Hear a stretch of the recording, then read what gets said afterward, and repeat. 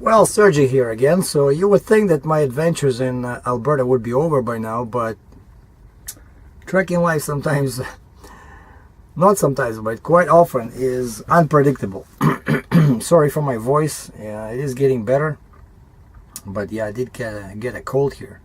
So anyway, I still have that stupid boom lift on my trailer. So I spent a whole day yesterday waiting for the second machine, or for the consignee to figure out what's going on in Devon. So this one I picked up at Ritchie Brothers in Nisku, and then my second stop was in Devon, which is just like 50 minutes away. So then they said, okay, either go for half the rate, $2,500 to Pennsylvania as a LTL, partial load, and it's 20,000 pounds, and I still had 30 feet of deck, but we couldn't find anything, out of here, like to go all the way to Pennsylvania or even to Midwest. Everybody was looking for a full trailer. Like, it was impossible to find an LTL. So the agent suggested we just drop this somewhere or take it back to the auction and start again. And we made him pay $750 a day for the 2 days I lost. So it's $1,500, which is still not bad, because I drove empty from Calgary to Nisku and then Devon, and now I'm in Edmonton waiting to be unloaded at this place. So it was maybe like 220 miles, and so 1,500 gross revenue divided by 220, that's 6.8 bucks per mile, so I'm not complaining too much, especially since this is real revenue. This is not detention, because I hate detention, because Landstar, when you add detention to a load, let's say you deliver something and it pays, let's say, $2,000, right? And then you, for some reason, you spent 2 days at the shipper or consignee, and the customer says, okay, we'll pay you $1,000 on top of your revenue. But that sounds like all nice and dandy, but the thing is that when it comes to detention, Landstar pays us that, and the full amount, everything goes to me, but they pay us that only when they receive that check from the customer, and they give them up to 30 days, and they say if they don't receive that check for the amount they agreed on, then they will start the collection process. But basically, I'm not going to see that money for a month, so it's no good to me. Of course, it's going to be eventually there, but I have immediate expenses right now. So the good news about this load is that this is not detention. Basically, they just changed the load from the same shipper, but they changed the destination. Instead of Pennsylvania, now it's Edmonton, Alberta. So it's as if I picked up a machine in Nisku and delivered it to Edmonton, and plus 2 days of work. So this is great. But the only problem is they gave me this address of the equipment rental company in Edmonton. I have his name, his phone number. So I called this guy yesterday. He says, who are you? No one told me you were coming. I'm not going to unload you unless someone advises me of this. I have no idea what's going on. So yesterday was too late, because we are 2 hours back here, right? This is what is it? Not Mountain Time, but Regina time. I think it's the same as in Colorado here. Anyway, so let's say if it's 10:43 now Eastern, it's 8:43 here, and the guy in Pennsylvania is on the Eastern time. So by the time we had the address and the phone number, he was already gone from the office. So we sent him the email. The agent sent him the email. I left him a message. He left him a message. Nothing. Then finally today, I called it 8 voicemail. His time. I called it 9 his time. Finally, some guy yeah, say, hey, this is Sergei from Alberta. Okay, and his voice is like, he's probably tired of this too. But I mean, come on, guys, I said, what's going on? This guy you are sending me to get unloaded, he has no idea who the fuck I am, basically, Pardon my French. So then he had his buddy from another company who's handling this on his behalf, I don't know, there's like 20 companies involved, you know, equipment rental companies. So he called me and he says, oh, don't worry, we talked to the boss of this guy Ben that you talked to, so everything is cool, so you can go there. I said, okay, really? All right. So I drove. It was like maybe 40 kilometers from the Devon where I spent the night there, just on the side of the road. Now I'm sitting again on the side of the road because the entrance is over there. See, that's over the machines over there, and I'm sitting at a no parking area here because there's nowhere to park. And I asked the guy, I said, so where do I park? He says, well, are you on this side, on the where the bus stop is? I said, yeah. So he says, well, that's the best side. Okay. And of course, these guys don't have a dock, and I have a flatbed trailer. So either I push this thing off my trailer, you know, but that would probably damage the trailer because it's not gonna fall, you know, neatly. It's gonna grab with something, so it's not a good idea. So basically, he has a tractor trailer, you know, one of those equipment trailers. What are they calling? Traveling deck. You know, it kind of it can go up and down like a roll-off type. You know, like a equipment trailer. But of course, because no one told him about me coming, that trailer is out delivering and picking up machinery. So he says, okay, wait there on the side of the road. And I hate this because there's no parking, right? So you just wait there. When our truck comes back, he will gonna back into this alley, and then I'm gonna back next to him, and he's gonna unload me. And I'm just thinking, so I'll have to back. There's a truck right in front of me here, right? And I'll have to back from the blind spot. I'll probably have to go in there, and there's traffic here, and there's back into this alley. So this is gonna be fun. Oh, and the other thing that's, you guys are going to be laughing, but really I'm not making this up. Another thing is that yesterday I was on the computer till late at night, and I'm checking loads in Midwest near Chicago, and for some reason it's like 12:05, you know, like 5 minutes past midnight in the east. And I see there's a load with a red star, which means that it was just posted. And I checked the time. Yeah, it was just posted, like, you know, someone just posted it at midnight.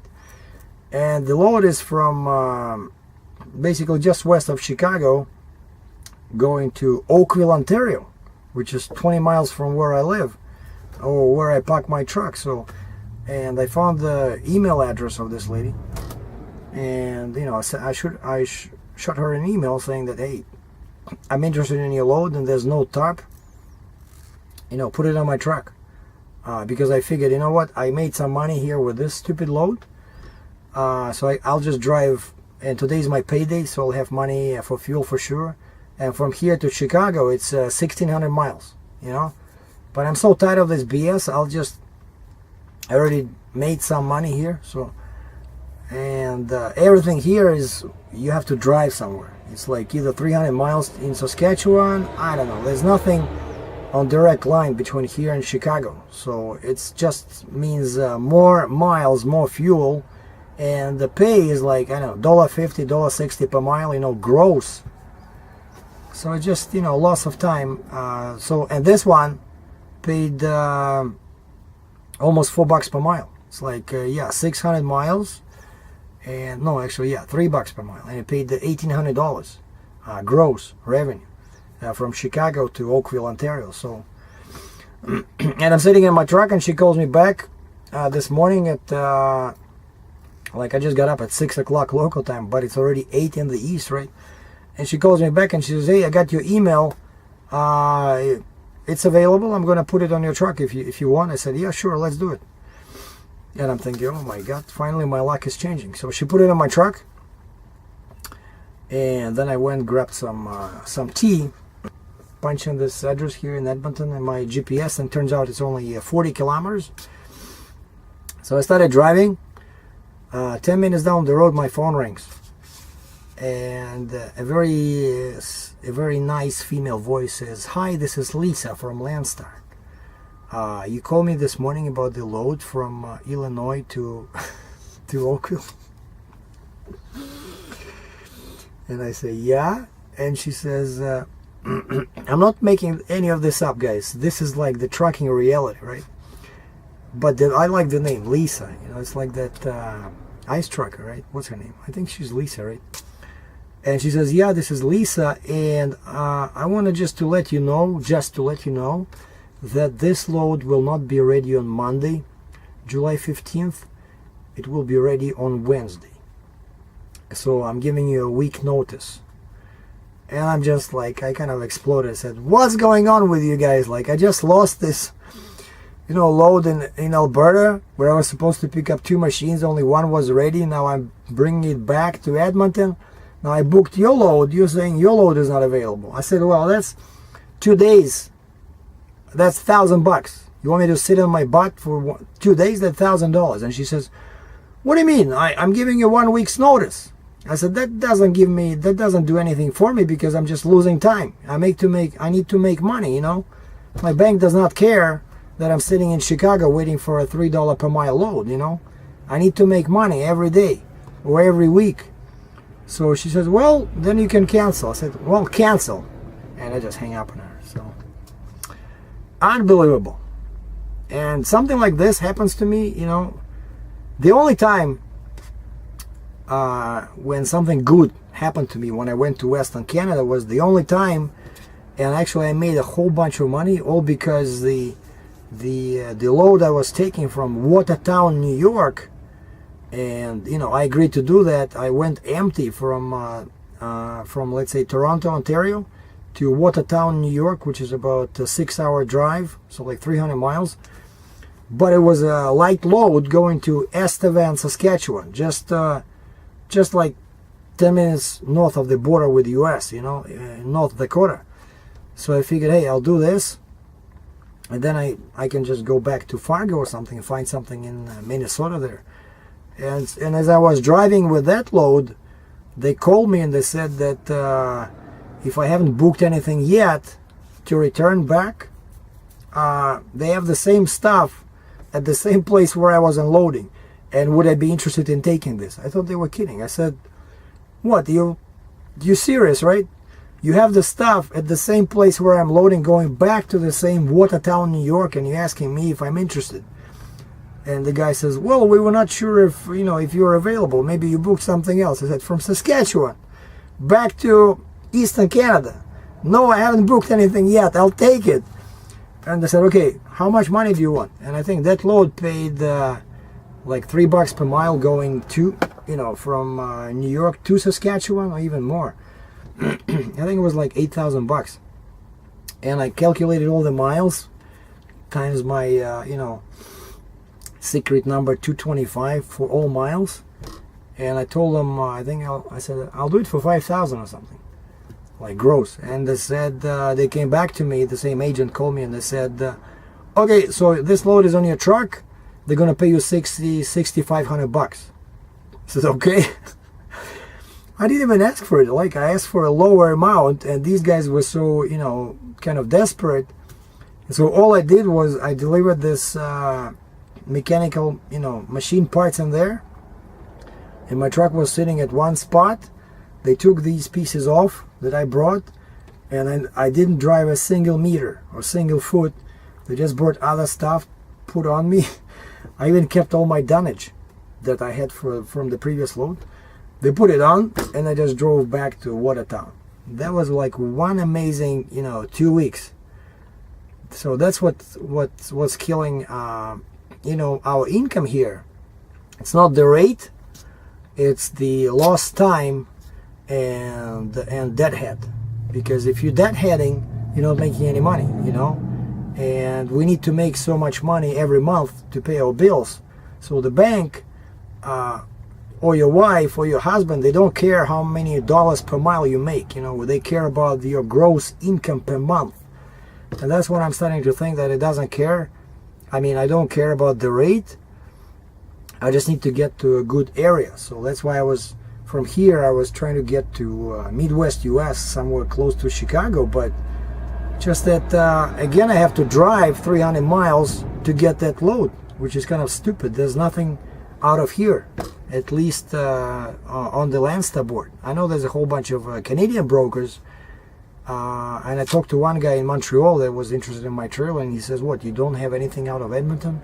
He says, when we go there, we always have you know, lumber coming back to Quebec or Ontario. I said, lumber? I don't see anything on the Landstar board. Like, there's nothing out of Edmonton right now. At least there's hay or metal in Saskatchewan. So, and I don't want to do that. So rates don't matter. What matters is the area and how fast you can be loaded and unloaded. That's what I came to realize. Because you see, now I'm sitting here, I'm losing time again. And I talked to the agent, and I said, well, the truck to unload me is not here. And he said, okay, what time did you arrive? I said, 8 o'clock local. He said, all right, keep track of your time.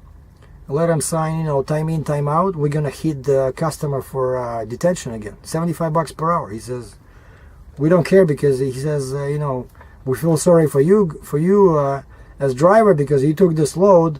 You did us a favor, and basically it's as if we screwed you, you know. But and I said, well, if you have something, you know, else going to Midwest, I said, if you run into something going to Midwest, US, let me know. I'll do it. So for now, we're just waiting. And that's why I decided to record this another rant, because sometimes life is just funny. You know, how many loads can you get canceled on you just to get one decent load to go to a good area? Unbelievable. Thanks for watching. Be safe, and don't drink too much cold tequila, because you know what can happen.